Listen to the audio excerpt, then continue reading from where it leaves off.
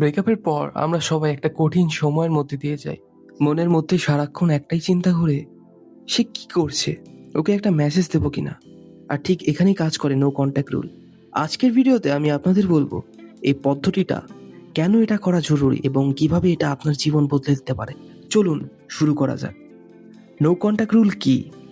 সহজ কথায় বলতে গেলে নো কন্ট্যাক্ট রুল মানে হলো আপনার প্রাক্তন বা এক্সের সাথে সব ধরনের যোগাযোগ বন্ধ করে দেওয়া।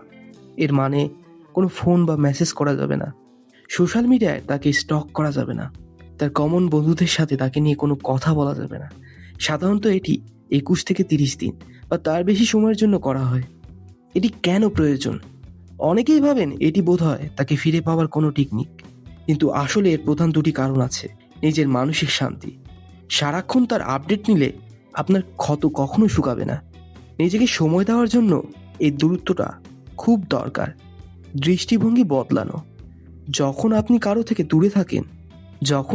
থেকে দূরে থাকেন তখন আপনি আবেগ দিয়ে নয়, বরং বুদ্ধি দিয়ে বিচার করতে পারেন যে ওই সম্পর্কটা আদৌ আপনার জন্য ঠিক ছিল কিনা। কিভাবে এটি শুরু করবেন? শুরু করাটা সবচেয়ে কঠিন, তাই এই ধাপগুলো মেনে চলুন। ফোন নম্বর ব্লক বা ডিলিট। যদি বারবার প্রোফাইল চেক করতে ইচ্ছা করে তবে সাময়িকভাবে ব্লক করাই সেরা। পুরনো স্মৃতি সরিয়ে ফেলুন।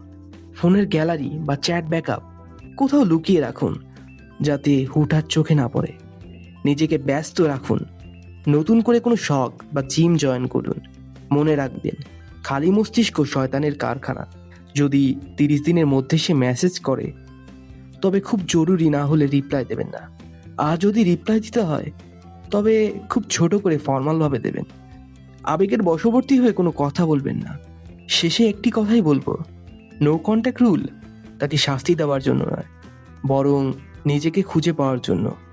নিজেকে ভালোবাসুন, নিজের যত্ন নিন। ভিডিওটা ভালো লাগলে লাইক করুন আর আপনার মতামত কমেন্টে জানাবেন। দেখা হচ্ছে পরের ভিডিওতে। ধন্যবাদ।